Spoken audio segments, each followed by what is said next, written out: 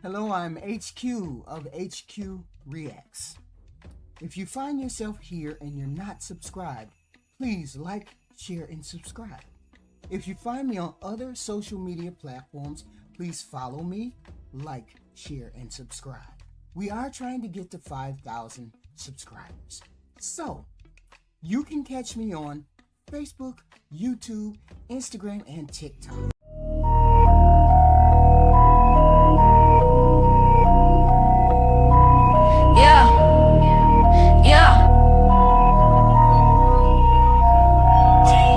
Fucking with that HQ. Doctor. Bitch, I do what you can't do. What you can't do. Bitch, I do what you can't do. What you can't do. Bitch, I do what you can't do. Why these bitches acting brand new? It's that HQ. Bitch, I do what you can't do. What you can't do. Bitch, I do what you can't do. What you can't do. Bitch, I do what you can't do. Why these bitches acting brand new? Fucking with that HQ. Bitch, I do what you can't do. What you can't do. Bitch, I do what you can't do. What you can't do. Bitch, I do what you can't do. Why these bitches acting brand new? It's that HQ.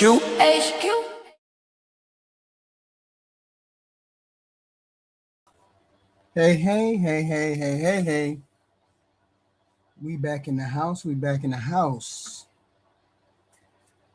I want to slow us down a little bit and walk through some of the things we have regarding ICE, who they are, how it's formed, what kind of people they hiring now, what training they got, all kinds of things.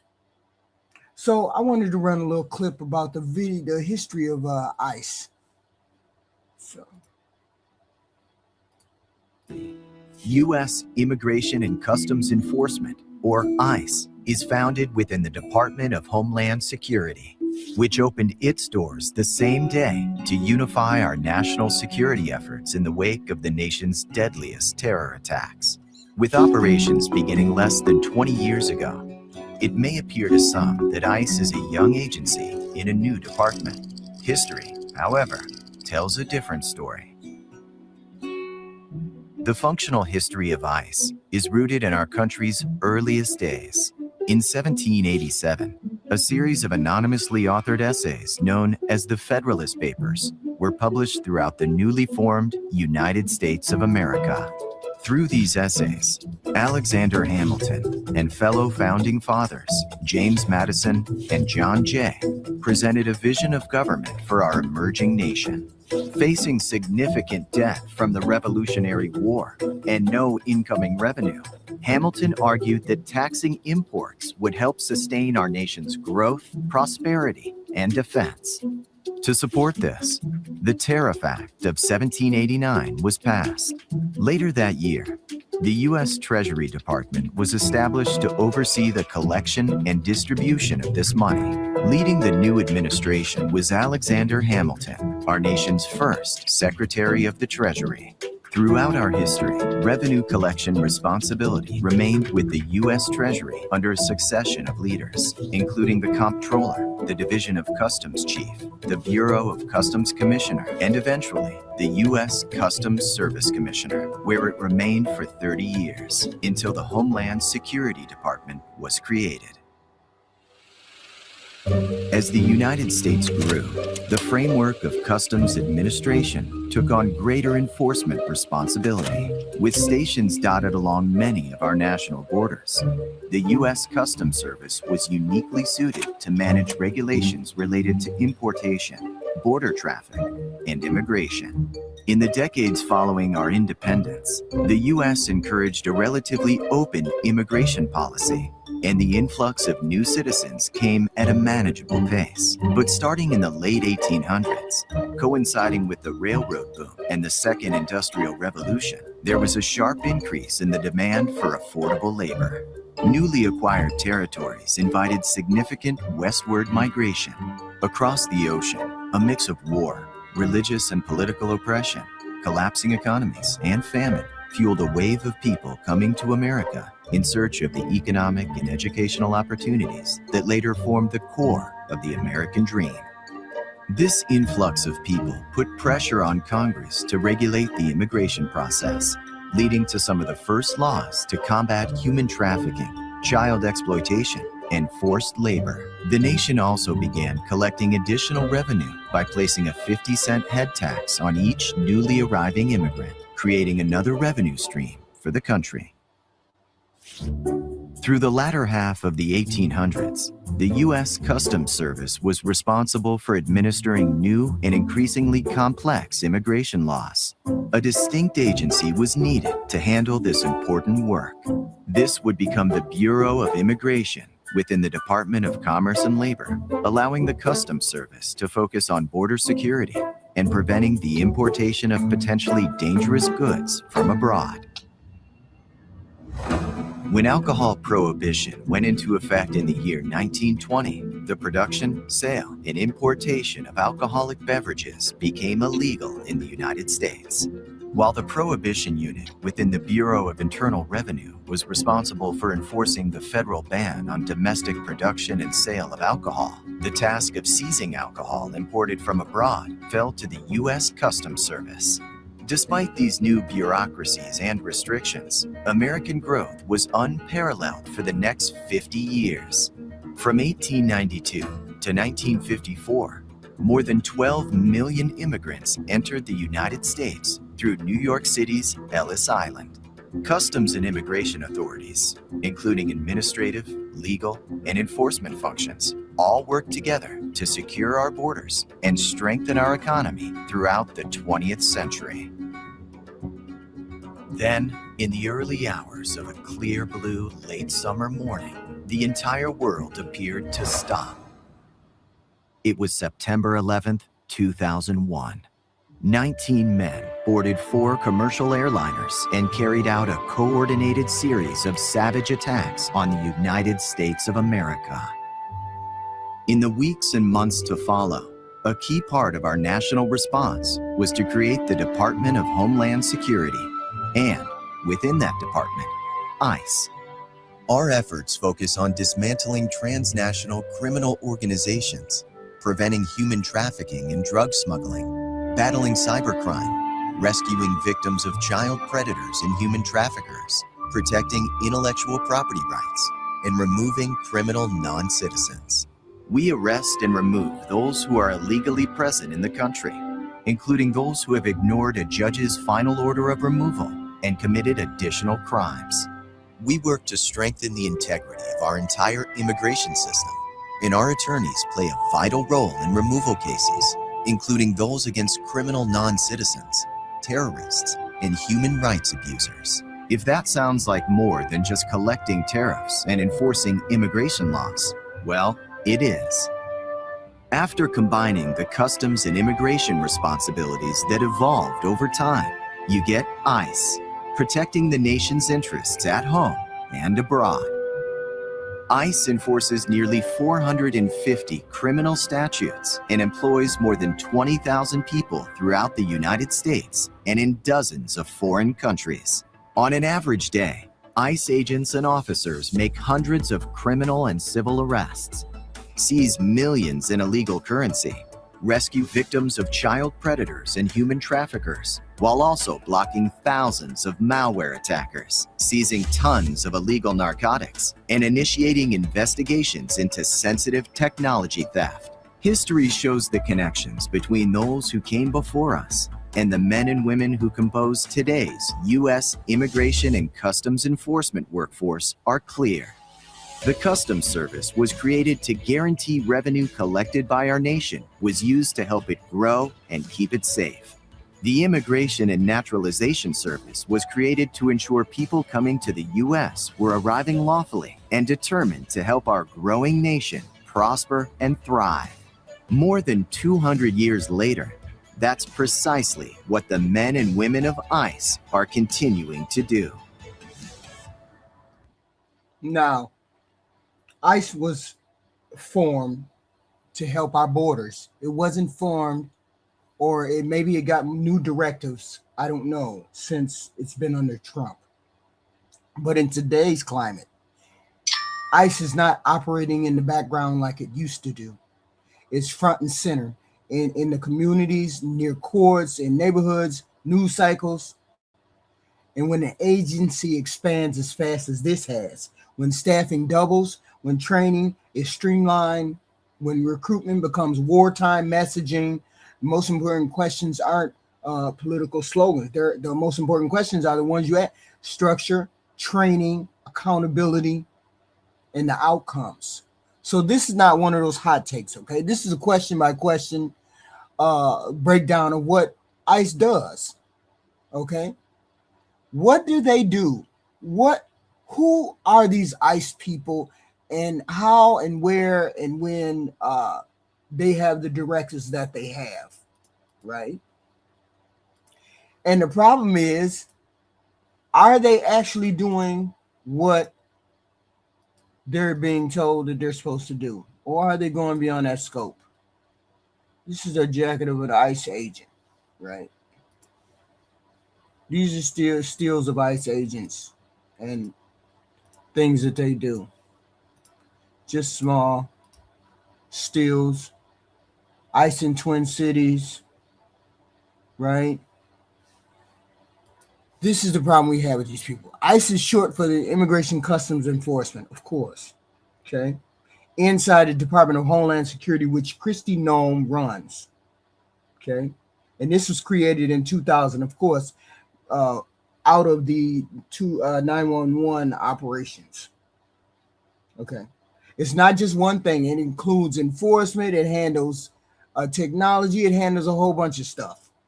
But it's controversial because it's being expanded and deployed aggressively against the United States citizens. They say it's against immigrants, but apparently it's being used against United States citizens. So when you expand a body of a law enforcement body as quickly as they have, you create pressure points. Who gets hired? How fast are they trained? How much supervision do they get when they get into the field? So who are these people? Answer simply, okay, they belong to the Department of Homeland Security, but are they qualified to do what they're doing? What is their training? What kind of people are they training? Another video. Hold on. Let me turn on another video because this is concerning. Okay. Federal facility to detain and deport migrants, but a judge now ordering it shut down over environmental concerns in the Everglades. Florida set to appeal. A new legal hurdle for the Trump administration, which has reduced illegal border crossings to record lows and is now trying to speed up deportations. This is a mock neighborhood that ICE has set up for new recruits to come in and practice doing what they would do out in the field. Acting ICE Director Todd Lyons showing us this facility to train 10,000 new officers. This is the police with a warrant. Open the door. Doing mock arrests of criminal suspects and a driving course.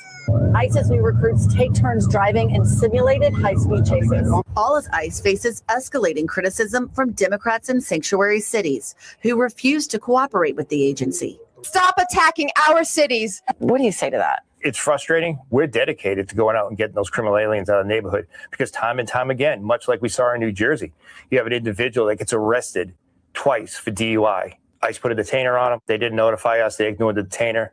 He goes out later, a third DUI, and kills a mother and an 11-year-old child. We asked about the call from Washington, D.C.'s mayor for ICE to stay away from schools. Can you guarantee ICE will not be on school campuses on Monday in D.C.? You're not going to see ICE officers doing a raid or a sweep, if you will. But our goal, one that Secretary Noem is passionate about, is finding those 300,000 undocumented children and those minors that came here to the last administration. We've seen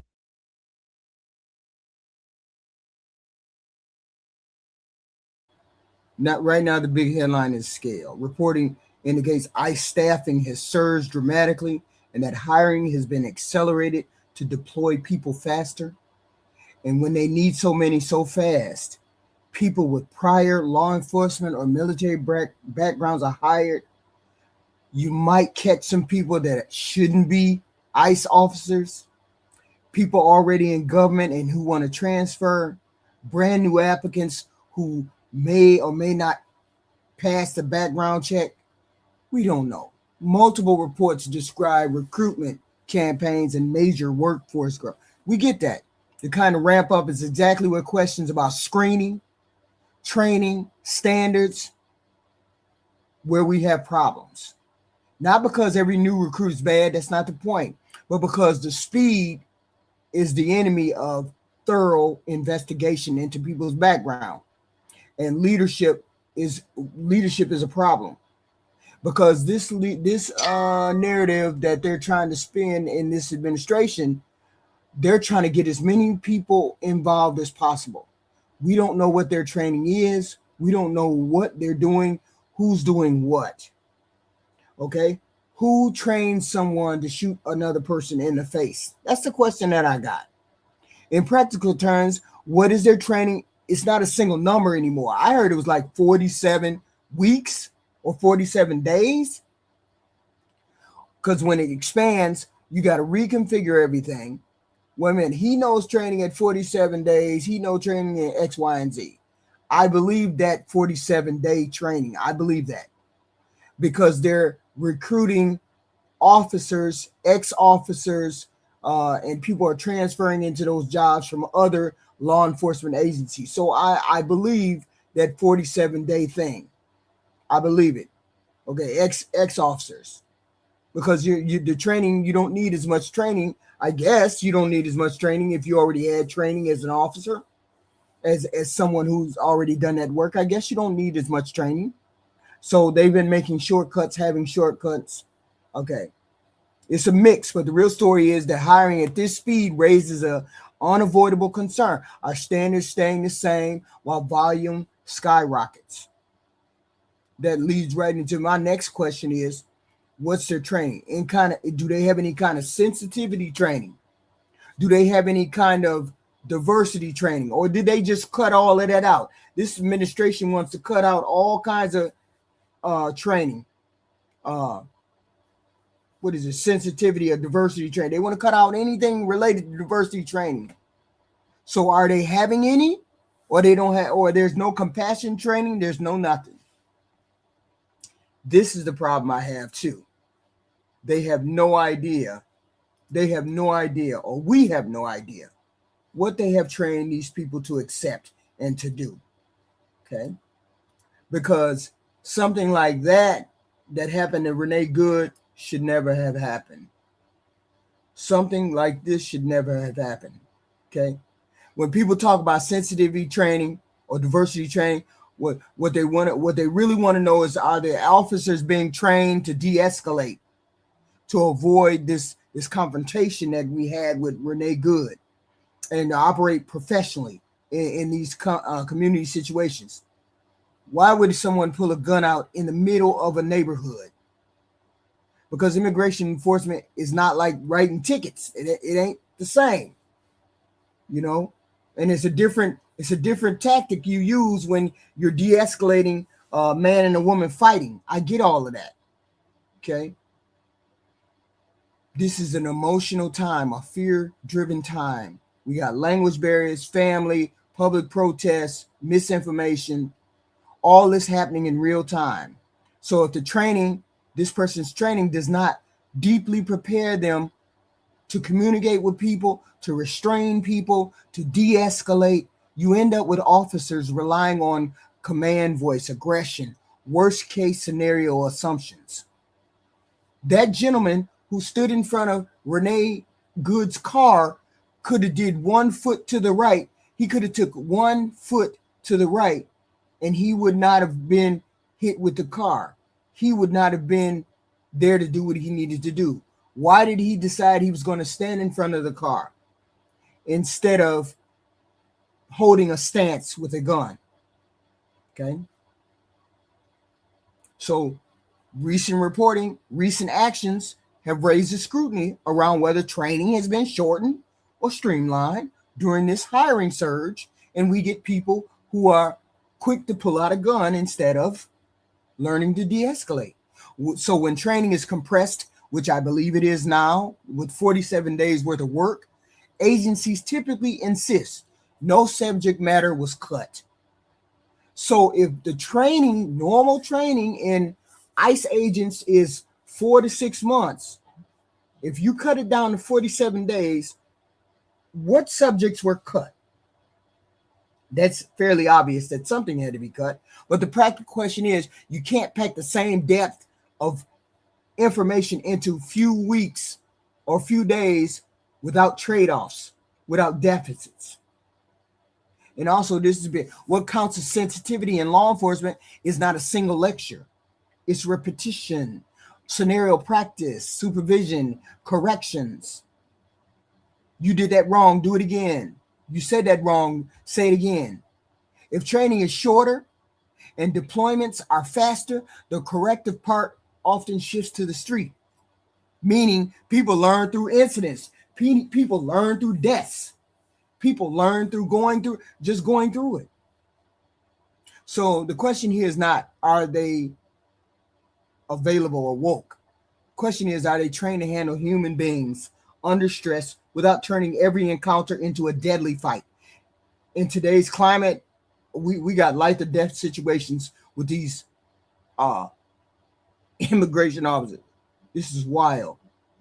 And another question I asked, or another question I wanted to answer was, who does oversight for these people?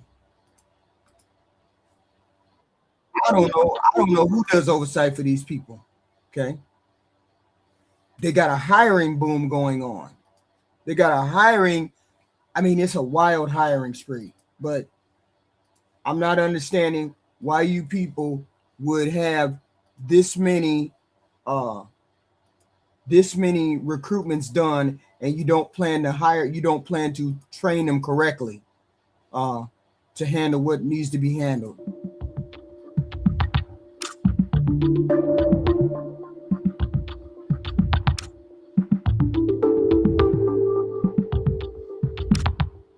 Immigration and Customs Enforcement has reached 175,000 applications as the agency works to build up its staff to support President Donald Trump's mass deportation agenda.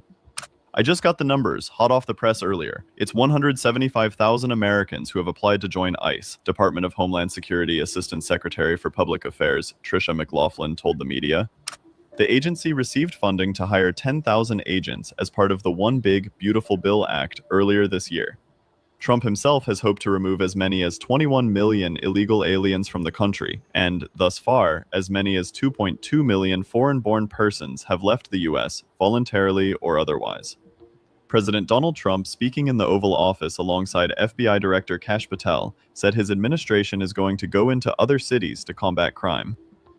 It's called Operation Summer Heat, which is an appropriate term in light of what we're doing. And early yesterday morning, I returned from the Middle East, where we celebrated a historic agreement to end years of suffering and conflict. Amazing. Every country came together. I mean, even the enemies came out and totally endorsed it. Everybody, I've never seen anything like it. Nobody's seen anything like it. And just as we are forging peace and stability abroad, we're also restoring peace and safety and stability at home. And you see that in Washington, D.C., maybe better than any place, because we got there, and within 12 days, it was very good.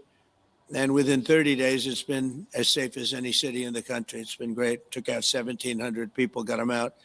These are career criminals in many cases, and people that shouldn't have been allowed in by the Biden administration. Historically, the summer months. Well, the problem is you guys are not just getting illegal immigrants, you're getting regular people, right? And I can understand how you can hire so many people. You can get so many people. You got a $50,000 bonus. You know, if I was 30 or I was 24 or any of the above, I'd probably try it too. This is one of the most documented pieces right here, the recruitment push. Has included major financial incentives, including this 50,000 signing bonus and other benefits meant to attract applicants very, very quickly. It's not a decision. It's not a hard decision, specifically if you're a single male and you're willing to punch people in the face. I guess that would be a good thing for you.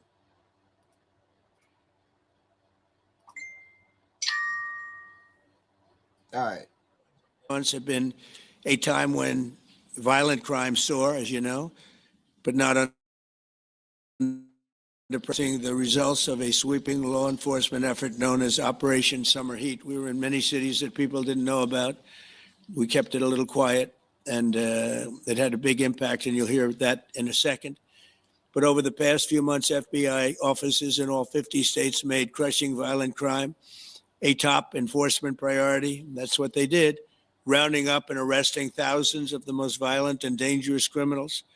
And these are among the most dangerous and violent people in the world. They were allowed in many cases, not in all cases, but in many cases, they were allowed in by a very foolish, actually stupid, open border policy. Just anybody could have come in. They emptied out their jails, their prisons, their mental institutions. They emptied them into our country. And the people behind me have done. I hope that's something that you all don't believe. Just because he says it doesn't mean it's true, and it's probably definitely not true, because they have reasons for them not to allow their people out of the country too. Just like we don't give felons, we try not to give felons passports. They try to do the same thing. They don't empty their jails with felons. They don't empty the jails into the atmosphere where they come to our country. That just doesn't happen. I have to say the president is lying when he says that. But here's the thing. You have people who are applying for these jobs because they hear this goofiness that the president is talking about. Incentives matter beyond money, right? And this is why people take these jobs. Incentives shape who takes these jobs. Large bonuses attracts experienced professionals. Yeah, but it can also attract people who are chasing paychecks, adrenaline, power, statuses, which is what we have. Any law enforcement has to balance that recruitment with the mental and ethical suitability to those participants. What kind of people do we have running towards the border control because they're paying $50,000 sign-on bonus? What kind of people do we have? We don't know. Also, the incentives can create the cultural issues. If internal messages become we're in wartime recruitment and the public is being framed as the enemy, which this administration has been doing, framing the American people as enemies, you end up with officers entering the job with a confrontational mindset instead of a public service mindset. And this is what we've seen on display. We've seen confrontational mindsets on display out here on the street. This is why transparency about training and supervision becomes non-negotiable. It should be. Because we have people out here confronting regular, ordinary Americans and threatening and intimidating and hurting our American people. And they're doing their job, but they're overdoing their job. Okay? They're overdoing their job. Okay? And so I had to look into what is their policy. What is the policy they have about use of force? This is what I wanted to know. I wanted to know what kind of policy did they have towards use of force? Okay. Taxes was chasing when I hit the damn eye. Now Taxes is Sorry, a guys. TurboTax expert, doing it all for you, so you can chase this feeling. Yeah. Hold on. I hate when I turn it on. Protesters and federal agents are clashing in Minneapolis this morning after an ICE officer shot and killed a 37-year-old woman yesterday. ICE agents have used pepper spray to push back the crowd. That's a live look at Minneapolis right now. Meanwhile, the governor is demanding ICE agents leave the state and says he's ready to deploy the National Guard if protests turn violent. Let's get straight to Alex Perez, who's in Minneapolis near the site of yesterday's shooting. Alex, what's the latest there? Yeah, Diane, the governor, in fact, says he's already alerted the National Guard, sort of put them on standby should they need to be deployed to quell some of these protests. Until now, most of the protests have been peaceful. There were thousands of people here on this block behind me yesterday, and that was peaceful. This morning, we're seeing some protests outside the federal court building here in Minneapolis, and we understand tear gas was deployed, but we understand those clashes are small. Right. Now, that video shows agents yelling commands and approaching a maroon SUV. The SUV first reverses slightly and then appears to move forward when an agent opens fire, striking and killing 37-year-old Renee Good. Now, federal officials say that agent acted in self-defense, but local officials here say that woman, Renee Good, did not pose a threat, and she should have never been killed there on the scene, Diane. And you can see behind me here on the block where Renee Good was killed, neighbors have created a barricade here on this block, and we do see some demonstrators who are showing up here to show their support for Renee Good and her family. Diane? Alex. Yeah, that's the thing here. That's the thing. They are going to say that this was justified. I don't know whether you can consider it justified or not. All I know, and the only thing I've been saying is it could have been something other than what he did. He could have stepped to the right, out of the way of her leaving. He knew she was leaving. He knew Renee Good was leaving. He knew that. He knew she was not trying to run him over. He knew that. Yet and still, he pulled out a gun and he ended someone's life when he didn't have to. Okay? When he didn't have to. And see, I heard on the TV he has immunity. What kind of immunity? I know there's a certain type of immunity, provisional immunity. I'm not sure. Okay, but I'm sure they got protection, right? And federal officers, they often have strong legal protections, and it can be extremely hard to hold them personally liable for this, especially if they claim they believe there was an imminent threat, which is what this person is claiming. So it's going to be very difficult for you to hold this person accountable for that murder. That's not new, okay? It's not new. But the climate around enforcement can influence how aggressively agencies defend these officers. And they defending this officer for real, for real. They defending him to the max. Okay? He was already ready to, I believe he was getting, the time it took for him to get into that stance to shoot her, he could have moved 1 foot to the right and he would have been fine. That's the way I look at it. He could have moved 1 foot to the right and he would have been fine. Okay. But he didn't. Alex Perez there at the scene. Alex, thank you. And I want to bring in Robert Boyce, former NYPD chief of detectives, for more on this. Robert, we were watching those protests unfolding this morning, and you pointed out there didn't appear to be any local police at the scene. What do you make of that? Well, I think it's a little strange, to be honest with you. And it shows that they're out of sync completely, the Minneapolis Police Department and ICE. I said any federal authorities there. And that's a shame because we want people to protest as professionally and as nonviolent as possible. I'll tell you right now, there's 200 people at Foley Square in Lower Manhattan in the 5th Precinct, and the NYPD is all over it to make sure everybody gets their word out and everybody's safe. And that's what should be done across the city, across the nation, excuse me. And that's my thought exactly. His life was not in danger. He knew she was leaving. He saw the tires from the front. He knew she was going to the right and she was leaving. He didn't want her to leave. That's the honest God. He didn't want her to leave. People keep spinning a narrative somehow, some way that his life was in danger. His life wasn't in danger. He knew she was leaving. He knew she didn't want to run him over with the car. He knew that. She was leaving. She wasn't turning the car towards him because when he pulled up, when the officer's camera rolled up next to her and the officer's camera showed the video, she was funny. She was being funny, jolly, friendly. She wasn't being angry or anything else. Her attitude goes to her mindset. Her attitude right there goes to her mindset. Her mindset was not in any way, shape, or form looking to run this man over. Okay.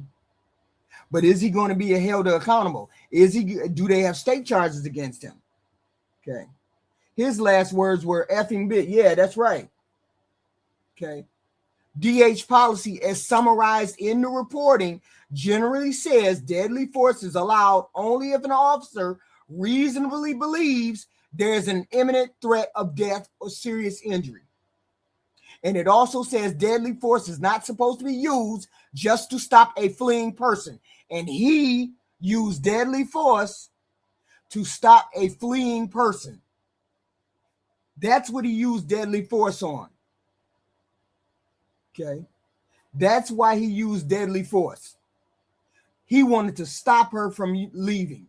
And that's no reason to use force or kill this woman. The major flashpoint is the vehicles, right?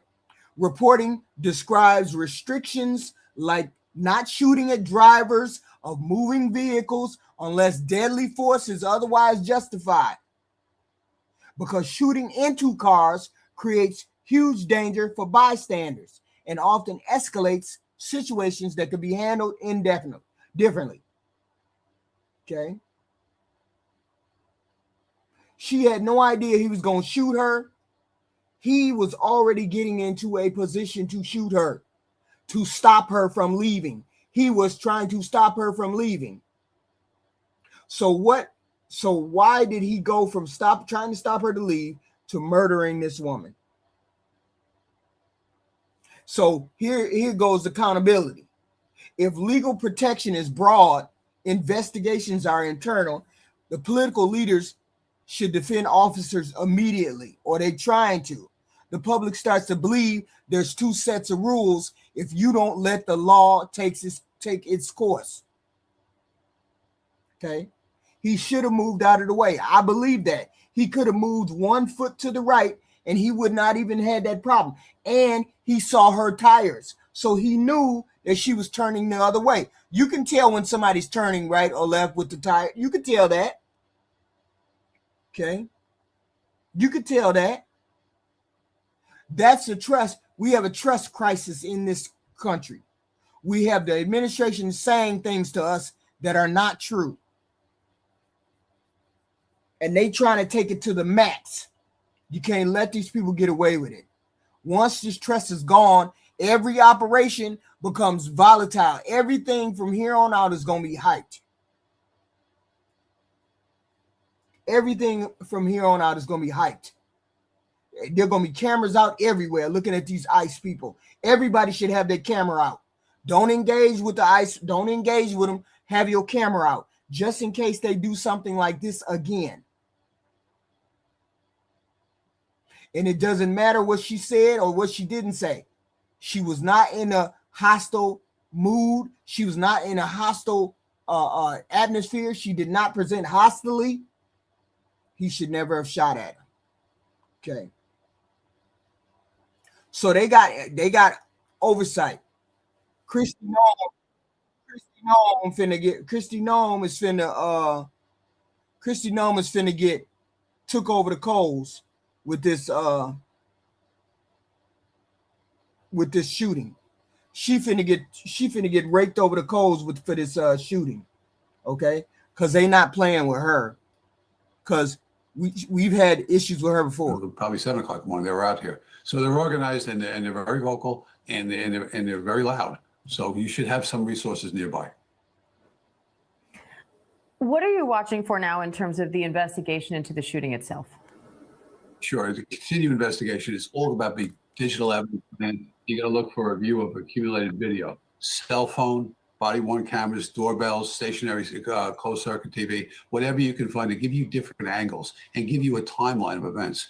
Witness statements are important, both officers and civilians, as well as protesters. And that takes a while to get, finding people who were there and figure this out. The audio on the body-worn camera is really relevant here, were verbal commands given and were they refused. And that's an issue here to go forward. Exactly what basis were the police at that point? Were they in an arrest situation or were they not? So the verbal commands to step in the vehicle, that person's being arrested. And this person who tried to flee that. Really important stuff here. these little details in this investigation. Crime scene examination, measurements, all kinds of things, content of vehicles, where the rounds hit the car, and from what angle. This is a really lengthy process. It's going to take quite some time. It has to be done.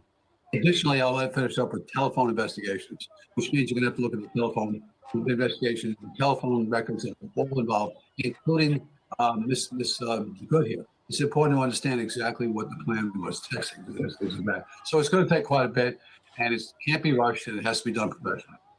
DHS. Yes. So right now, reporting shows that Congress is actively looking to get all the details and everything else. Kristi Noem is going to be on the hot seat. Okay. They need to know why she immediately dismissed what he did, how he did, why he did. They want to know everything. And so she's going to be called over because they already put her on the docket. I forgot the day. It might have been I don't know whether it's the 11th or February 11th or it's tomorrow. I don't know which one it is. But they're going to rake her over the coals for the shit that she put out there. Yeah, she's setting her own self up. Because these high profile incidents, there's no coordination with the local law enforcement. They ain't even trying to do that. They're not even trying to pull any of them in. Why? If you're so confident that this man acted in self-defense, if they are so confident that this man acted in self-defense, why aren't they letting the local law enforcement in on the investigation, who has access to all the evidence? Okay. When federal agencies want to limit their sharing, local accountability can be harder, which fuels public suspicion. It's suspicious to me if you don't want to let the local people find out about their own people. Okay. And this is what's going on. Oversight. They need more oversight because Kristi Noem came out there and said something so quick that's bullshit. It's bullshit. Okay. She lived in the neighborhood. She was not following them around. She lived in the neighborhood. People stopped saying those rumors, lying about that. She lived in the neighborhood. She saw there was a conflict in her neighborhood with ICE, and she pulled up. She rolled up. Okay. She lived on that street. She lived a block or two away from that where she got killed. Stop with the narratives. She was not following them around. She does live in the neighborhood. We've already established that. I went through this with you last night, Black America.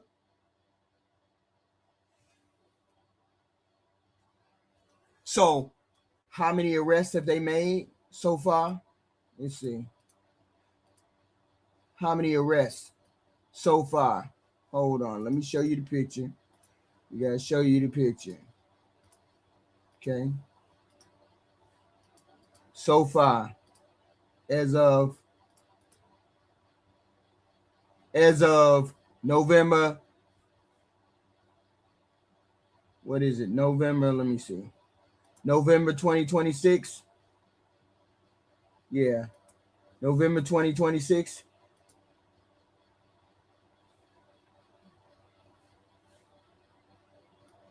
Okay. This is how many arrests they have made so far. November 2026.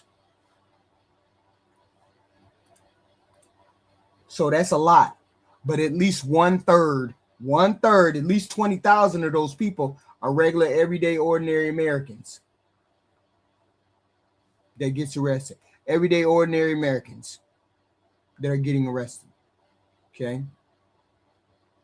And that's the U.S. citizens are being detained, arrested by immigration. One of the clearest documented numbers is the ProBuca. We found that it was 170 U.S. citizens that have been held by immigration agents, describing patterns that include wrongful stops, detention, use of force. How many have been detained? For total arrest volume, I don't know. Okay. Some analysis uses government data. Who knows? If the government claims citizen stops are rare, then even documented cases become stress test. Because there's plenty of people who say this right here was an American who got stopped and then got murked. This is the end of November. I said the end of November. I said December 1st. December 1st. I said December 1st. They have only arrested 65,735. December 1st. It ends on December 1st. Okay. So, also said, here's our video. Current video of, I'm assuming this video I have is of, hold on. Wait a minute. Is of, yeah. I hate this video. I hate the video, but it is what it is, right? It is what it is. Learning more about the ICE agent who killed Renee Nicole Good. CBS LA's Tom Waite joining us now with the very latest. Tom. Yeah, some more information too about kind of the tactics that ICE is supposed to use in. What are they supposed to use? The tactics that ICE is supposed to use in these situations. We'll get into that in just a second, Pat. The Trump administration is fiercely defending the ICE agent at the center of this, but use of force experts that we talked to tonight are raising questions about the incident. Newly released cell phone video obtained by CBS News for the first time shows the ICE agent's point of view and what are likely Renee Good's last words. Fine, dude. I'm not mad at you. The agent, who appears to be filming this with his cell phone, approaches the car. Her car is blocking traffic. He circles around to the driver's side. That's fine. U.S. citizen. As Good's wife, who is also filming, tries to get inside the car, other officers rush toward the driver's side door. Out of the car. Get out. Good seems to try to back up and then drives forward just before the same agent fires his gun in his right hand. You've got to be a little brainwashed to get to that point to where you're willing not just to protest, that's fine, not peacefully protest, but throw your vehicle in front of legitimate law enforcement officers and drive your car into this. It's beyond me that apparently from the federal government, from the Homeland Security Director herself, has already determined who this person was, what their motive was, and they hadn't even been taken out of the vehicle. CBS News has confirmed the agent who shot Good is Jonathan Ross. He's worked with ICE in Minnesota for nearly a decade. According to the AP, Ross is an Iraq War veteran. All told, he's been with ICE and Border Patrol for almost 2 decades. He's currently a deportation officer. Okay, so he had experience. So he had experience and knew. He had experience and he knew. So he already knew that he wasn't supposed to pull his gun out. Why did you pull your gun out? Why didn't you move to the right? Do what you had to do. Okay. Why was that your first priority? How many people have crossed the line? How many people have crossed the line? There's plenty of them that crossed the line. There's plenty of ICE agents and whatnot cross the line. You can just, Google it and find out. Okay. He's just the latest one. He's just the latest one to get caught. Okay. He's the latest one to just get caught.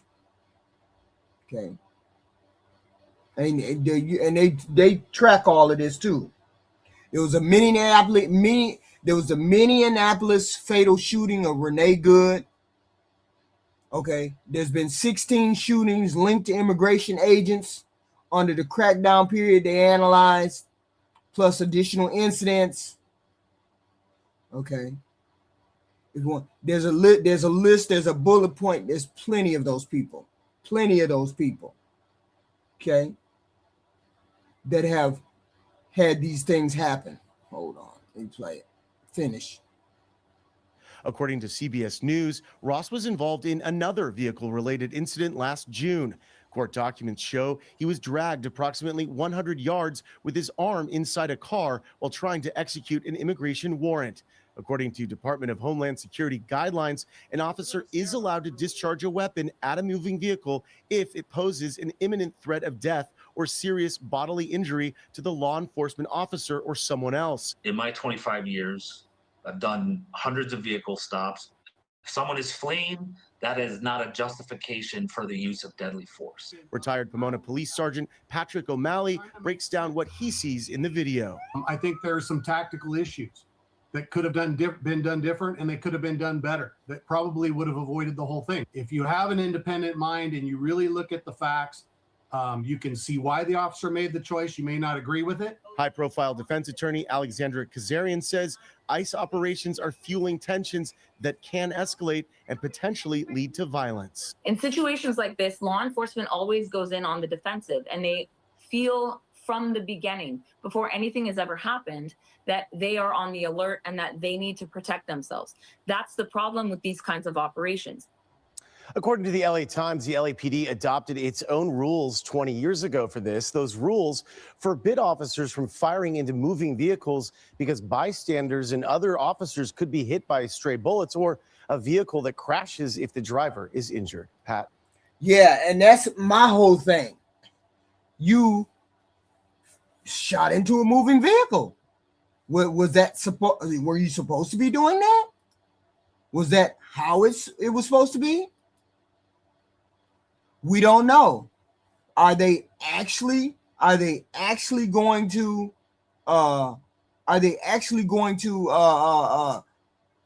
give him state charges or something?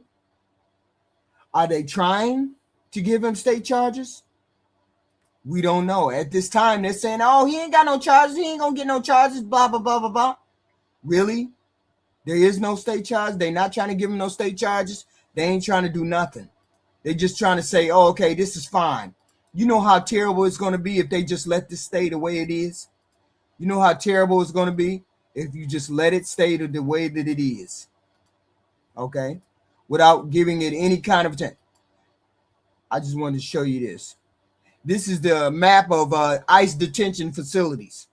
ICE has detention facilities all over the country. Big ones, small ones, you name it.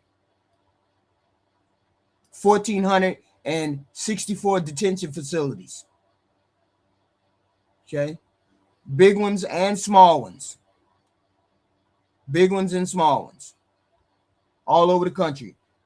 ICE detention facilities. Okay? And we have them all over. So they got plenty of places to take people, plenty of places to do what they want to do, right? So when people ask, what's the big deal? Why is this such a big deal? It's a big deal. Why are folks so upset? Okay. Why are we upset? Because one, are these people trained? Are these people up to the job? Are these people actually following protocol? This person was a 20-year vet. According to them, he's a 20-year vet. I don't know. He's a 20-year vet. And his 20-year vet didn't know how to move to the right or jump out of the way. He didn't know one way or the other. He didn't know how to do that, which is the scary part. He didn't know how to jump out the way. And he got clipped, and he had been in an issue before, and there was an issue before, and he had been dragged before, but didn't know how to move out the way. And then they wonder why everybody is upset. Let's put this video under the microscope and walk through it. And I can tell you, I've watched this over 24 times right now. The focal point is going to be the front left fender of that vehicle, the agent that is then beyond it who decides to open fire. Now, the way agents are trained, first of all, and the police chief alluded to this in the press conference, is that they're not permitted to fire into a moving vehicle solely for the purpose of disabling the vehicle. When you look at that video, you can actually see that vehicle making contact, the front left of that vehicle, with the ICE agent who is there. But again, it'll come down to a matter of question. Could that agent have moved out of the way? They're not required to retreat. There's no duty to retreat when facing someone who may be potentially violent. Now, there's another thing to point out too, and that's the angle that we see from the bystander, is that it appears just before the shots are fired, the front wheels on that vehicle turn to the right. That's an indication, obviously, to us from that vantage point that the driver is about to move out of that location toward the right. That's why this is such a powder keg, because there are essentially two aspects of this. There's the policy the law, what agents are allowed to do, and there's an issue of judgment. Just because you can do something, should you? That is why we're going to continue to see this outrage, because that agent's decision to pull his weapon, if he indeed found himself in a situation where he's in fear for his life, caused the death of a local resident there. Let's put this video under the microscope and walk through it. And I could tell. And that's the thing. To me, the visual indicator was the intent. We don't know what he thought her intent was. We don't know what we thought his level of threat was. And then people are saying he could have did something differently. Maybe he could have did something different. We don't know. Okay. We don't know. Okay. But it happened. It happened, and we lost the life of a person because the officer didn't make a different decision. Okay. He could have made a different. I just believe he could have made a different decision. That's just me. Right. But that's just me. What the fuck do I know? Okay. ICE agents under Trump have arrested nearly 75,000 people with no criminal records, data reveals. Okay. So that means they're snatching motherfuckers up regardless. And there's a lot of people that don't have background. There's a lot of illegal immigrants that don't have background. Okay. So this is what happens when people just starting to grab and they want results. Starting to grab people and they just want results. This is what happens. You start grabbing any old body. Knocking on the door, just grabbing any old body. 1/3 of the people arrested don't have criminal histories. There's alternatives that could have happened. He could have de-escalated. He could have moved to the right 1 foot, and it would have been over. She wouldn't have hit him 1 foot, even if she did hit him. Why didn't he think of something else besides pulling out his gun? He knew her intention was not to hit him. He knew that. Everybody knew. Every person in that situation knew she was trying to run. Okay. Doesn't matter her background. Don't matter whether she was a shitty mother. Don't matter. None of that matters. What matters is what her intentions were. Her intentions were to flee, not to get caught up and get shot. Okay. Not to get shot. But we got these people that are, but this person we really can't talk about because this person is a 20-year vet. But people are understandably upset because we have other officers out there that have only 47 days worth of training. And are they more experienced than this person? No. So this person is the max experienced person. And the person who has the damn near the max experience pulled out their gun and shot an innocent American. So what is happening with the people who don't have? What about the people who don't have any experience? What about those people? What are those people doing? Okay. I mean, we can debate immigration policy forever, but we ain't never going to have no state. This country is never going to be the same again. This country is never going to be the same again.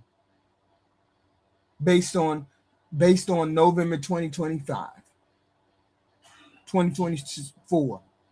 This country will never be the same. Okay? Never be the same because of what occurred, because of this lady occurred with hiring Donald Trump, with the dissatisfaction with this policy, everything. This country will never be the same. Okay. We could not afford to have this, but it's a good thing and then it's a bad thing. It's a good thing that this person came along and tested the battle line, tested the lines, tested the boundaries of the Constitution, tested the boundaries of the American public. But in this way, nobody wanted to see this. Nobody wanted to see this. Hold on. Let me give you one more. Nobody wanted to see any of these, but I'm finna show you the videotapes that I did find. Okay.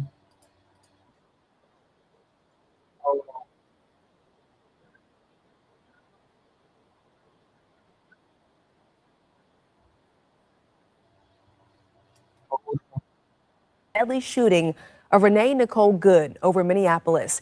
It reportedly shows a different angle of that encounter in the moments leading up to Wednesday's deadly shooting. As the FBI investigation gets underway, protests and vigils were also held across the city. We have the very latest tonight from Minneapolis. Newly released cell phone video obtained by CBS News appears to show the ICE agent's point of view and what are likely Renee Good's last words. That's fine, dude. I'm not mad at you. That's Good inside the SUV and her wife outside the vehicle talking to the ICE officer before the I said, go shooting. get yourself some lunch, big boy. Go ahead. Out of the car. Another officer orders Good out of the SUV and she starts to drive. On Friday, Minnesota prosecutor Mary Moriarty asked the public for any video or other evidence in the fatal shooting. We are concerned that the evidence obtained in an investigation that has only been conducted at the federal level will not be shared with our office for review. CBS News has confirmed the agent who shot Good is Jonathan Ross, who has worked with ICE in Minnesota for nearly a decade and was involved in another vehicle-related incident last June. Court documents show he was dragged approximately 100 yards with his arm inside a car while trying to execute an immigration warrant. ICE out! As the investigation continues, protests and vigils for Good were held across the region. Community and faith leaders gathered at the Minnesota State Capitol. This is not a political statement. That is a This is the wild west that we are dealing with. I'm trying to find the front footage.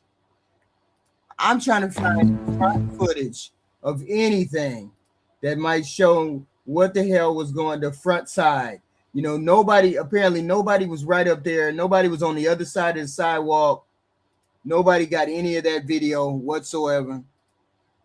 This video shows ICE agents killing a woman. Nobody showed. No, I can't find any of that video. Hold on. Any of that. Because this is the front video. I know that I saw it one time. Okay, I thought I saw it one time, but I've never seen it again. The video, the one videotape where it shows the front. On the streets of Minneapolis, and others are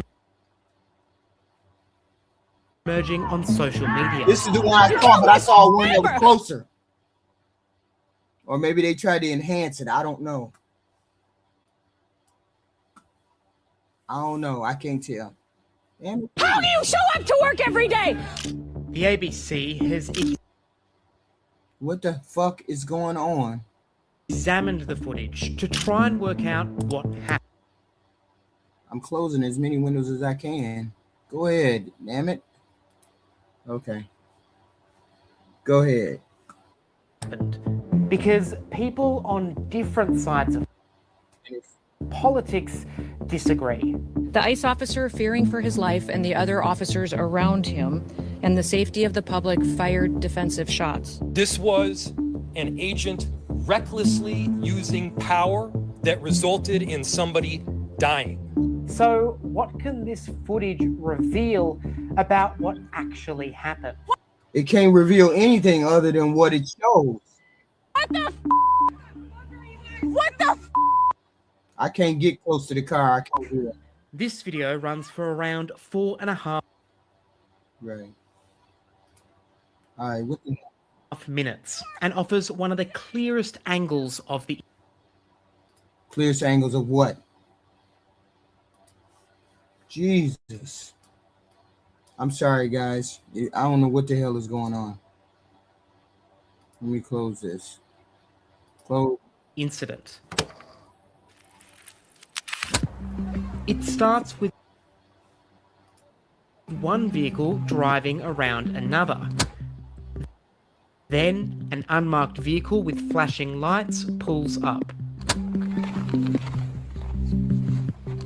An armed officer from the Immigration and Customs Enforcement Agency gets out.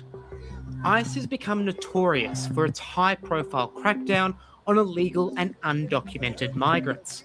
2 days before the shooting, US media reported that the Trump administration was sending around 2,000 agents to Minnesota. The video shows 2 officers approaching a vehicle which is blocking the road. Inside is a 37-year-old woman named Renee Nicole Good. A local councillor said she was a legal observer. These volunteers try to document ICE activities and warn neighbours of incoming raids. Now, that should put some of y'all down, because a lot of you kept saying she was following and antagonizing ICE. She was not one of the people that antagonized ICE. She was one of the people that documented the things that ICE were doing, so she would show up at ICE raids to document what they were doing. She wasn't one of the agitators.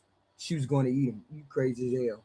So this was her job. She lived in the neighborhood. She saw an ICE raid. She went down there, somewhere down past her house toward the street, because she had just got done dropping off her kids. You see the narrative that people be trying that they're trying to put out, that she was one of the people that followed them around all day. She followed ICE all around all day, X, Y, and Z. No, she wasn't. She was one of the big. Did y'all hear what this lady said? Hold on. Observer. These agents to Minnesota. The video shows 2 officers approaching a vehicle which is blocking the road. You don't know that. Inside is a 37-year-old woman named Renee Nicole Good. A local councillor said she was a legal observer. These volunteers try to document ICE activities and warn neighbours of incoming raids. She was documenting ICE agents' movements and documenting and warning people about raids. She was not an agitator. She was an observer, observing. And she just happened to be caught up in the middle. She told him to move past her. The agents can be heard asking the driver to get out of the car as one tries to open the door. A third agent... No, but I believe them before I believe you, Dave. ...stands in front of the car as it reverses and then drives forward. Then this happens. Oh, shame! Shame! Oh my God! What the What the There are 3 gunshots and then the vehicle crashes. What the What the you do? Onlookers swear and shout. You are criminal! At 51 seconds, the person filming runs to the vehicle. We see a close-up of an ICE agent. He asks someone to call 911. Later, the person who is filming shouts. Don't let them murder! Yeah, so he don't seem like he cared enough about it to me. Seemed like he was casual with it. It was just another day for him. At least that's the way it looked to me. Just another day in the life of... See, here's the thing. Why is it that he don't have any care or no concern about going to jail? Why is it so casual for him? Like, it don't matter. I ain't finna go to jail. Because I believe that they have that immunity, that certain immunity. This is wild. You have not even on a human perspective, a human level, a human person who has compassion and empathy. Why is it that you seem as though you don't care one way or the other? Are you upset at all that you just took somebody's life? Are you upset at all that you took anybody's life? It didn't seem like you were upset at all to the casual observer. It didn't seem like you were upset at all. Leave! Don't let the murderer leave! As this video spread across social media, so did different narratives about what actually happened. The Department of Homeland Security said in a statement that violent rioters had weaponized a vehicle and tried to run over an officer.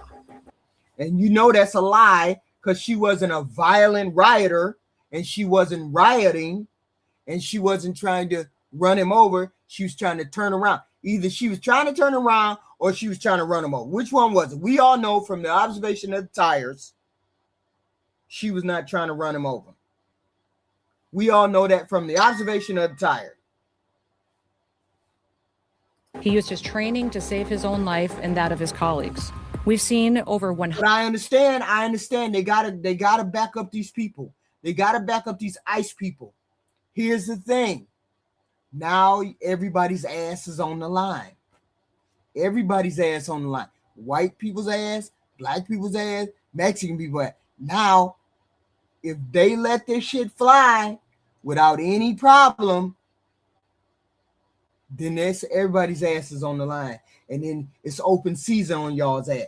A person can walk up to a car and shoot anybody, which means it's open season on any of you drunks, even any of you tweaker dudes, even anybody talk crazy, anybody do anything out of the ordinary with a border patrol agent, your ass is got, because they don't care. 100 of these vehicle rammings happen in just recent weeks, and this must stop. Here, it's not a lot. See, and that's the lie. Nobody's ramming into people. Here is that first video again. No! Well, we don't need to see it again. We done seen it once. Let's see. The woman had violently, willfully, and viciously ran over the ICE officer. The woman driving, you see what's on the screen. The woman driving the car was very disorderly. We saw her. We saw what she said. I'm not mad, dude. I'm not mad, dude. So how is it that she is being disorderly? How is it that she's obstructing and resisting? The dude is right next to the car. The policeman is filming it. She's not saying anything to him other than, I'm not mad, dude. Keep rolling. They saying she willfully and viciously ran over the ICE officer. And we know that's a lie. Officer who seemed to have shot her in self-defense. But Minneapolis Mayor Jacob Frey rejects that claim. They are already trying to spin this as an action of self-defense. Yeah. Having seen the video of myself, I want to tell everybody directly, that is bullshit. So we know. Let's see that. Whoa! No! Back up! Now! I'm a physician! Hey, listen, we understand. We got EMS coming. I get it. He said, I am a physician. I don't care. They said, I don't care. So did nobody care whether she was laying there. She was gone. Nobody cared. None of the officers anyway. Good. What is absolutely clear from all this footage is the anger of many witnesses. In the final 2 minutes of that first video, people are shouting murderer.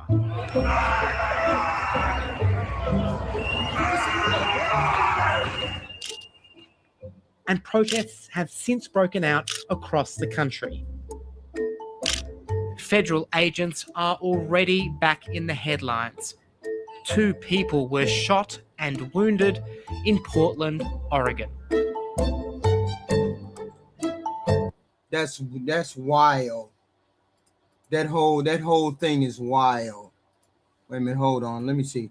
Did I have another video? No, I didn't have another video. That whole thing is wild. The point is, she never should have been to the point. It never should have been to the point where this lady loses her life. Why? Because this guy got scared.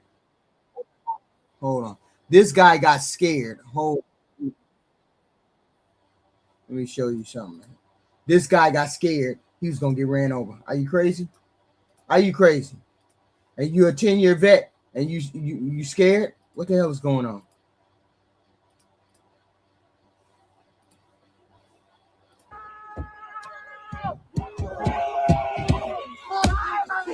Get back! Get back! Get back! Let go!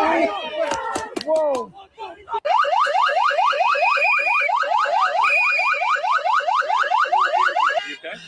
No. Weirdos.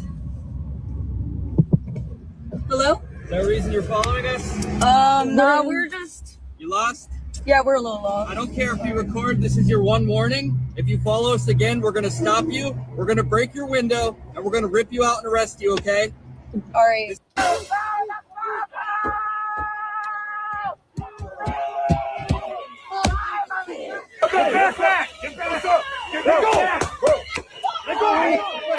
Whoa.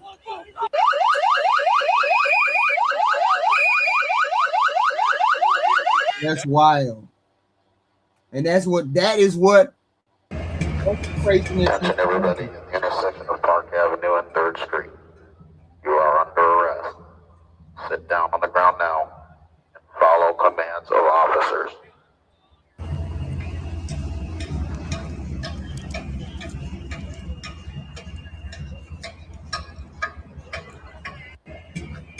Attention everybody, You know what's so? This wasn't fucking. When your life is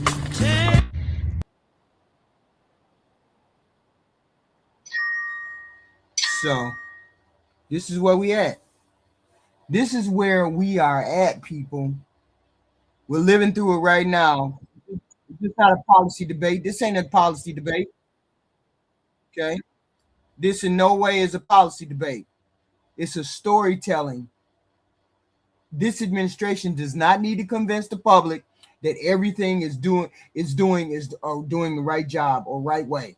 It only needs to convince us that questioning it shouldn't be a problem. We shouldn't have a problem. We shouldn't be laughed at or denigrated because we're asking questions. They should be accountable to us. Okay? They should be accountable to us. And this man should be accountable for what he did to the young lady. Okay? He should be all the way accountable for that. Maybe he'll be exonerated, maybe he'll be fine. But the whole point is he has to be held up scrutiny. He has to be held up to that scrutiny. We just can't allow the person to just get away with what they've been doing. Okay? But there's a lot of people that are getting hurt because of these things. Okay? And they're saying, okay, everything is fine. Everything is fine. Everything is not fine. Nothing is fine. Nothing is ever going to be fine again. Okay? Nothing is going to be fine again. If you all let it happen, it's going to stay that way. If you let it continue, it's going to stay that way. And they're going to continue to do it, and they're going to do it again, and they're going to do it again, and they're going to do it again. Like I said, this ain't nothing new for black folk. We've been used to being hunted. We've been used to having to keep our hands on 10 and 2 on the steering wheel because a policeman might decide he want to murk us. We've been in that situation already. Now it's y'all turn to be in that situation. Are you gonna, now that you know that when we told you this was happening to us as a collective, as a black collective, when we told you this was happening, are you going to believe it now and then do something about it? Okay. Are you going to believe us now and then do something about it? Okay. And we know, I don't care what kind of background that girl had. I don't care what she did, whether she had her kids, whether she didn't have her kids, blah, blah, blah. It don't matter. She still deserved to go home. Renee Good still deserved to go home, regardless of what her past was. Okay? But they need to come up with another policy besides lying to the American public. Okay? They need to come up with a better outcome, better something, because there's no way people believed what they said. And they are trying to train the American public to accept the garbage that they put out. Every time they talk, you need to be listening to them with a trained ear and say, you need to come from the standard of they're lying immediately. That should be the standard. They're lying and then you try to find the truth after they get done talking, because 9 times out of 10 they're lying about what's going on. And I've never seen it so blatant as we've seen it this last week, that the ICE agents have immunity. Okay. The danger is not that the public disagrees with this administration, okay? The danger is when the public is trained not to ask any goddamn questions at all. You just accept what the hell they're saying. When skepticism is framed as extremism, when somebody questions what they have to say, they say, oh no, that's that extreme. Those are those extreme Democrats. The Democrats are unhinged. The extreme Democrats are woke and crazy and blah, blah, blah. That's how they get you not to ask any questions. That's how they get you. They kind of crazy because they like those. They don't worry about those trans people, so they must be crazy. They're not worried about those gay people, so they must be crazy. They don't worry about boys in the bathroom, so there must be something wrong with the Democrats because they ain't worried about people in the bathroom. They don't fucking mean a thing. The danger is when the public is trained not to ask questions. When you take them saying Democrats are crazy and you take it as gospel, then you need to watch, you need to think about what your thought processes are. Because you very rarely hear Democrats coming out and saying, oh, those right people are unhinged, they crazy, they blah, blah, blah. Very rarely do you see us out in the public say that kind of stuff. When skepticism is framed as extremism. Or those Democrats are radical, or those Democrats are terrorists, you know fucking well that they're not radical or terrorist. Because you know them, you meet them and talk to them every day. But when it comes to the Democrats, you got the goofy shit you believe in because this administration said it. Start thinking.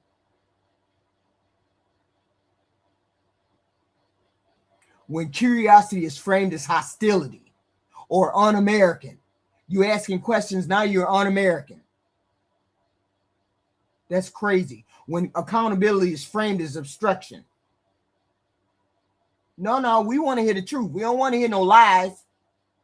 A healthy democracy does not require blind faith. Please know that. It requires informed consent. It requires transparency that can withstand that scrutiny, not messaging designed to deflect it, which is what this administration is good at.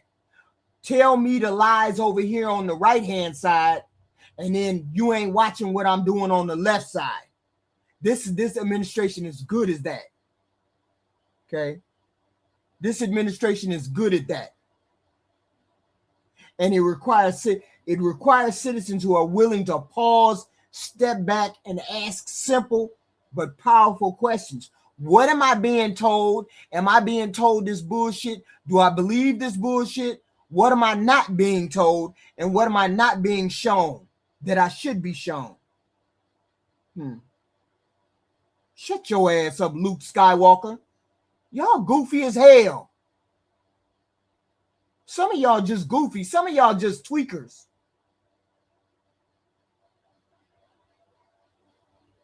Because when narratives replace facts, like they came out with this bullshit about this girl getting killed, she was the worst of the worst. She is the worst of the worst, and we can hear half of y'all in the audience, half of y'all in the chat talking about she the worst of the worst. Excuse me. Check out her background, HQ. Check out she wasn't a good mother, HQ. What the fuck does that mean? What does that have to do with him being a murderer? But they told you a narrative, and now all of y'all jumping on the bandwagon. Oh yeah, let's dig into her background. She deserved to die. She wasn't a good mother, so she deserved to die. She was agitating the cops. She deserved to die. Excuse me. When the narrative replaces the facts, and repetition replaces proof. Yeah, that's the thing. Repeat it 1,000 times and you goofies will believe it. The greatest risk is not the misinformation. The greatest risk is normalizing this shit, normalizing believing everything people tell you instead of going around getting facts. I told people the other day, this was her street. She lived on the street. She lived nearby. That lady, Miss Good, lived nearby. She had just got done dropping off her kid or dropping off a kid. She was an observer of ICE activities.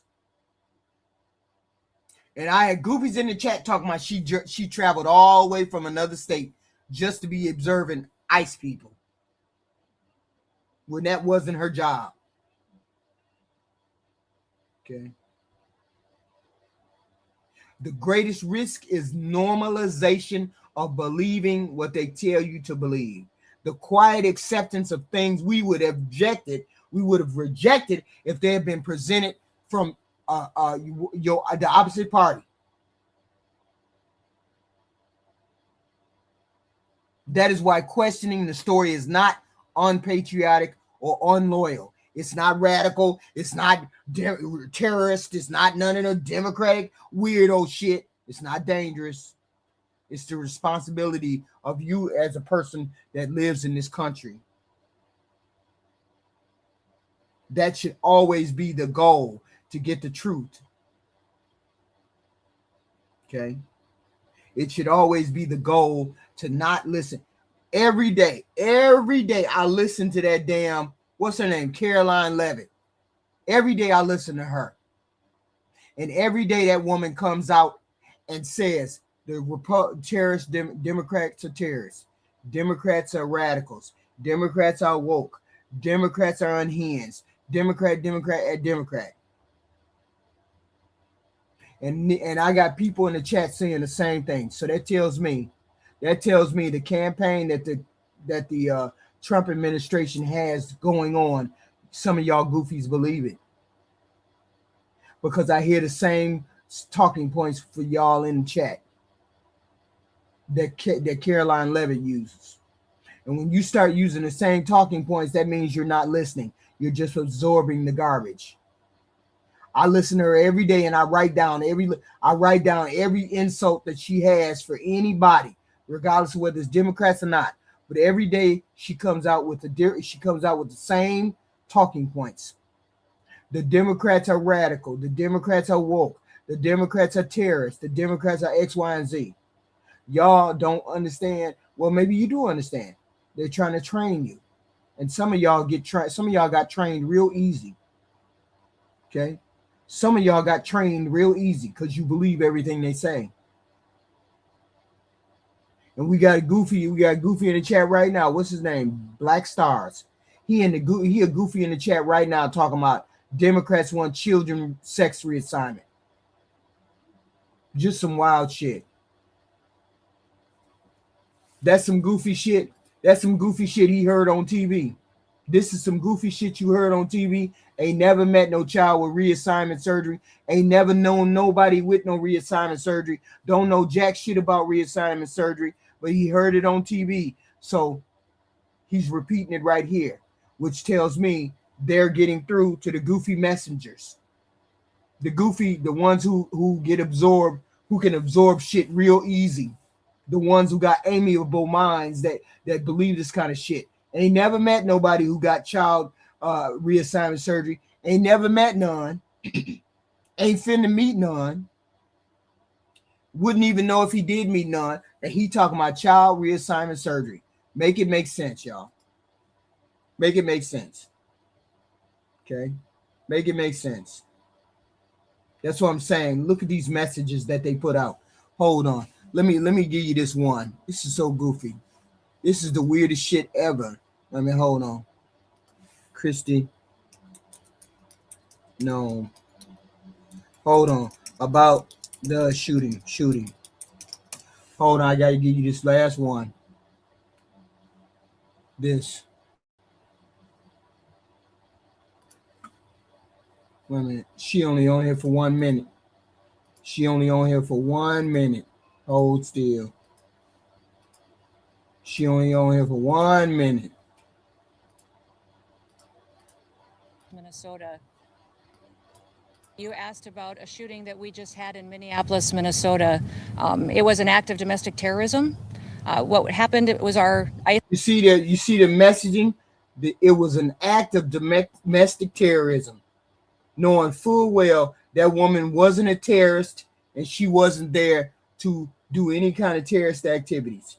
Yet and still, you'll have goofies in the chat that will repeat this same thing because their minds are easy to manipulate instead of thinking about what the hell she's saying. ICE officers were out in an enforcement action.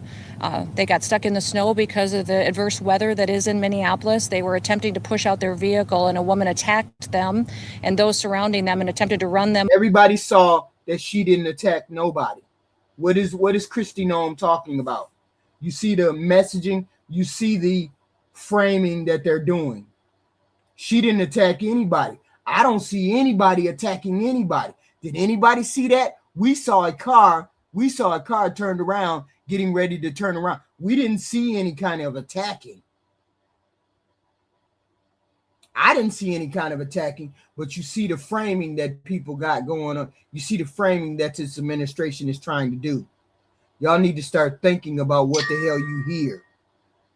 She in no way was a terrorist. Renee Good was in no way a terrorist. Let's listen to some more. Over and rammed them with her vehicle.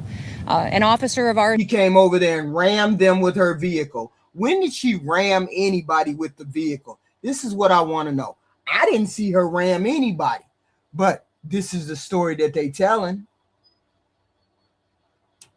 Okay. Acted quickly and defensively shot to protect himself and the people around him. And my understanding is that she was hit and is deceased. We're continuing to gather more information, but this goes to show the assaults that our ICE officers and our law enforcement are under every single day. I wonder, does anybody have an idea of how many kids, how many attacks that ICE has had against him? That don't even make sense. Half of it don't even make sense. What does that have to do with him taking the life of this young lady? Nothing. These vehicle rammings are domestic acts of terrorism. We're working with the Department of Justice to prosecute them as. They calling everybody domestic act. They calling everything that happens against law enforcement domestic acts of terrorism. But yet and still they don't call the January 6 people giving domestic acts of terrorism. They don't label them as such. They trying to clean that up. They trying to relabel. They trying to remake what the people in January 6 did. I can't wait.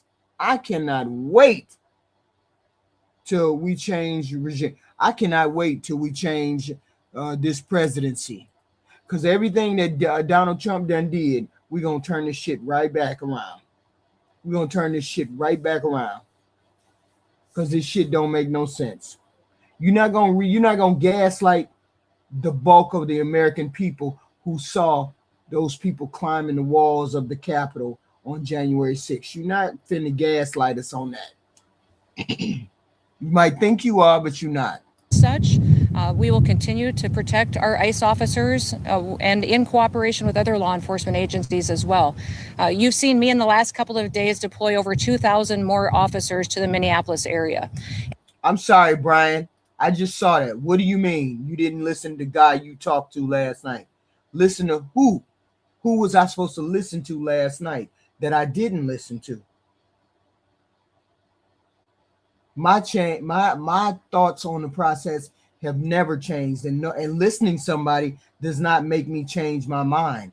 My mind still goes where it says. The level of force that he used was way out of pocket for what was occurring. My stance on that has not changed. I didn't need to listen to anybody else. That's my stand.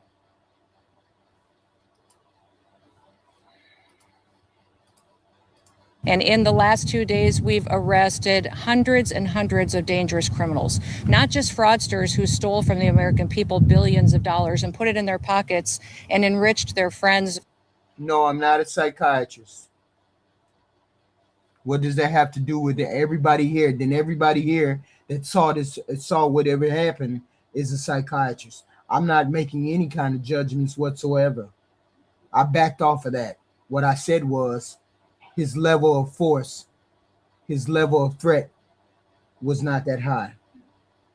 From overseas and themselves, but also individuals who committed acts of murder and rape and trafficking. You notice that she says all the buzzwords just to pull you in, but see, she pulls you all in. She pulls some of y'all in emotionally. She don't pull me in emotionally because I know what she's doing.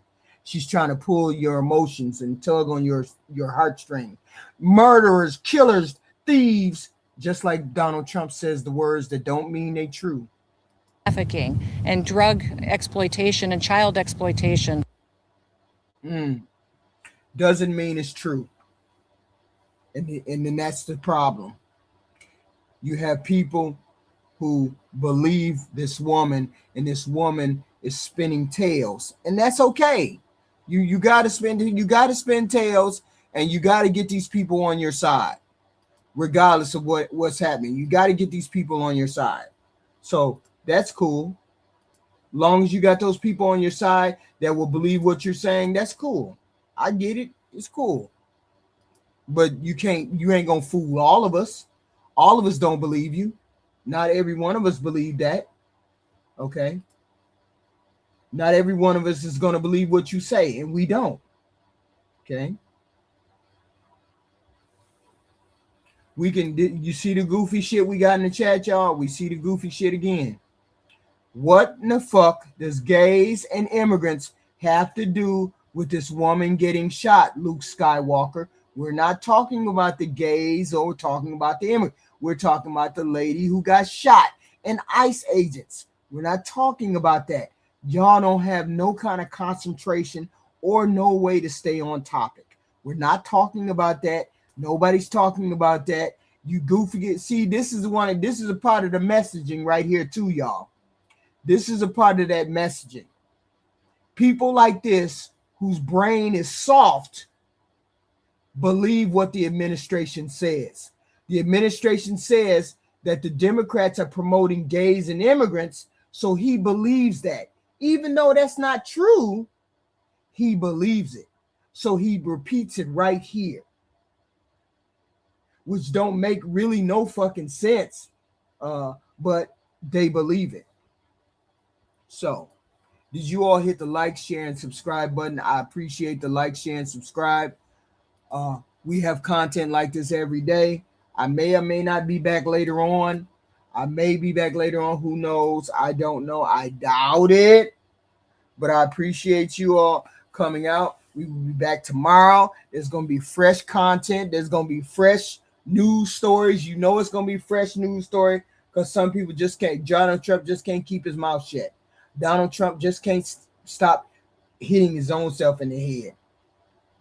But I appreciate all of y'all coming out. I appreciate all of y'all coming out, and I will definitely be back. I will definitely be back.